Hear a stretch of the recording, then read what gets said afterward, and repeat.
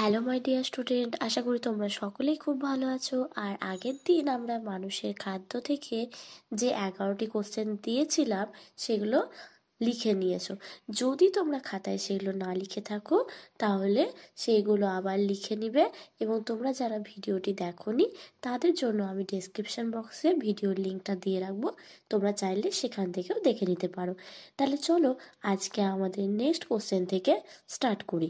প্রথম যে 12 নম্বর কোশ্চেনটি দেখো দেওয়া আছে, ঠোঁটের কোণে ও জিভে ঘা হয় কোন ভিটামিনের অভাবে? উত্তর হয়ে যাবে কি ভিটামিন বি কমপ্লেক্সের অভাবে ঠোঁটের কোণে এবং জিভে ঘা হয়। তারপর 13 নম্বর প্রশ্নে বলা রয়েছে কোন ভিটামিনের অভাবে রাতকানা রোগ হয়? ভিটামিন এ হচ্ছে কি এর অভাবে হয় আমাদের রাতকানা রোগ। তারপর 14 নম্বর প্রশ্নে বলা রয়েছে খাদ্যের উপাদানগুলিকে মোট কয়টি ভাগে ভাগ করা যায় এবং সেগুলো কি কি? তোমরা তো প্রত্যেকেই জানো খাদ্যের উপাদানকে কয় ভাগে ভাগ করা যায়, মোট 8টি ভাগে ভাগ করা হয়ে থাকে। সেগুলো কি কি না, তো প্রথমত হচ্ছে শর্করা বা কার্বোহাইড্রেট, প্রোটিন বা আমিষ, লিপিড, ভিটামিন, জল, খনিজ মৌল, খাদ্যতন্তু, উদ্ভিজ্জ রাসায়নিক বা ফাইটোকেমিক্যালস। তাহলে এই হয়ে গেল হচ্ছে কি মোট 8টি খাদ্য উপাদান।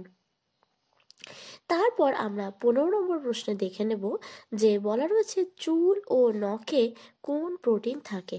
তোমরা তো জানো চুল ও নখে হচ্ছে কি কেরাটিন প্রোটিন থাকে। তারপরে 16 নম্বর প্রশ্নে বলা আছে পেশিতে কোন প্রোটিন থাকে? এখানে হয়ে যাবে কি অ্যাক্টিন এবং মায়োসিন নামক প্রোটিন হচ্ছে কোথায় থাকে? পেশিতে থাকে। এরপর দেখো 17 নম্বর কোশ্চেনে বলা আছে দেহ গঠনের জন্য খাদ্য থেকে যে শর্করা আমরা ব্যবহার করি তা কয় ধরনের এবং কি কি? তো তোমরা প্রত্যেকেই জানো দেহ গঠনের জন্য যে খাদ্য থেকে যে শর্করা আমরা ব্যবহার করি তা মূলত হচ্ছে কয় ধরনের হয়ে থাকে? 2 ধরনের হয়ে থাকে। এবং সেগুলো হচ্ছে কি গ্লুকোজ এবং হচ্ছে স্টার্চ বা যেটাকে বলে থাকি আমরা শ্বেতসার। এরপর আমরা চলে আসবো 18 নম্বর প্রশ্নে। 18 নম্বর প্রশ্নটিতে বলা রয়েছে মধুমেহ বা ডায়াবেটিস রোগ কি? তো অ্যান্সার হবে কি যদি রক্তে গ্লুকোজ কোষে প্রবেশ করতে না পারে তখন তা দেহের নানান অঙ্গ যেমন হৃৎপিণ্ড, চোখ, বৃক্ক, পা ইত্যাদিতে সমস্যার সৃষ্টি হয়। এই অবস্থাকে বলা হয় হচ্ছে কি মধুমেহ বা ডায়াবেটিস। এরপর আমরা 19 নম্বর কোশ্চেনটা দেখে নেব। 19 নম্বর কোশ্চেনটিতে বলা রয়েছে অস্থি, টেন্ডন, লিগামেন্টে কি প্রোটিন থাকে? তোমরা জানো যে অস্থি, টেন্ডন, লিগামেন্টে কোলাজেন প্রোটিন থাকে। নেক্সট 20 নম্বর প্রশ্নটি বলা রয়েছে শরীরে অতিরিক্ত প্রোটিন জমা হলে কি কি সমস্যার সৃষ্টি হয়? উত্তর হয়ে যাবে কি যে শরীরে যখন অতিরিক্ত প্রোটিন জমা হয় তার ফলে বাত, কিডনি স্টোন এবং অন্যান্য সমস্যার সৃষ্টি হয়।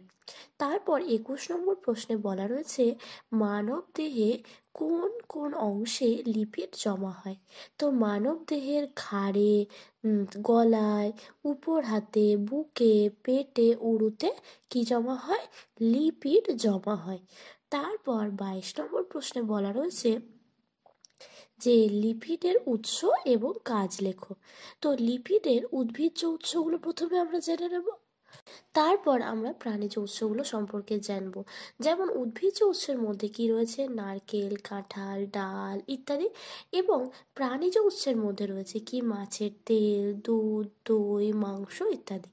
তো লিপিডের কাজ কি? লিপিডের কাজ হলো লিপিড মানুষের দেহে শক্তির উৎসরূপে কাজ করে। আর কি করে না, তো দেহকে বাইরের আঘাতের হাত থেকে রক্ষা করে, দেহ থেকে তাপ বেরিয়ে যাওয়া কমিয়ে দেয়। এটা হয়ে গেল আমাদের লিপিডের উৎস এবং কাজ। এরপর আমরা জানবো 23 নম্বর প্রশ্নে বলা রয়েছে কোন মৌলের অভাবে রক্তে শর্করার পরিমাণ বেড়ে যায়?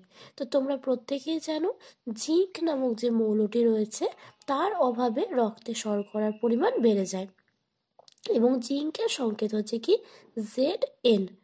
তারপর 24 নম্বর প্রশ্নটি আমরা দেখে নেব। 24 নম্বর প্রশ্নে বলা রয়েছে প্রোটিন ও শক্তির অভাবে কোন রোগ হয়। তো প্রোটিন এবং শক্তির অভাবে ম্যারাসমাস রোগ হয়। তারপর 25 নম্বর প্রশ্নে বলা রয়েছে কোন খনিজ মৌল দেহে জলের পরিমাণ নির্দিষ্ট রাখে। সেটা হয়ে যাবে কি সোডিয়াম নামক খনিজ মৌলটি দেহে জলের পরিমাণ নির্দিষ্ট রাখতে সাহায্য করে। তারপর 26 নম্বর প্রশ্নে বলা হয়েছে কোন খনিজ মৌল পেশি সংকোচন স্বাভাবিক রাখে।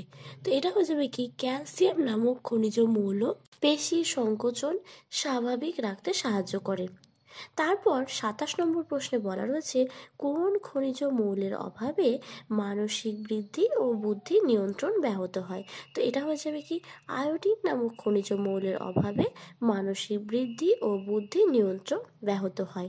তারপর 28 নম্বর প্রশ্নে বলা হচ্ছে কোন মৌলের অভাবে বারবার হাড় ভেঙে যাওয়া, বেঁকে যাওয়া ইত্যাদি সমস্যা দেখা যায়। তো এখানে হয়ে যাবে কি তোমরা প্রত্যেকেই জানো যে আমাদের হচ্ছে কি ক্যালসিয়াম এবং হচ্ছে ফসফরাস এই সমস্ত মৌলের অভাবে বারবার হাড় ভেঙে যাওয়া, বেঁকে যাওয়া ইত্যাদি সমস্যা দেখা যায়।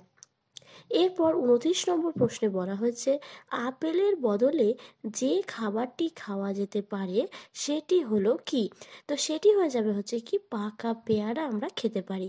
আর 30 নম্বর প্রশ্নে বলা হয়েছে দুধ, ছানা আর হেলথ ড্রিঙ্কসের বদলে যে খাবারটি খাওয়া যেতে পারে তা হলো কি ছাতুর শরবত। তাহলে আজকে আমরা এখানেই ভিডিওটি শেষ করলাম। এখানে আজকে আমরা 30 অবধি কোশ্চেন আলোচনা করলাম।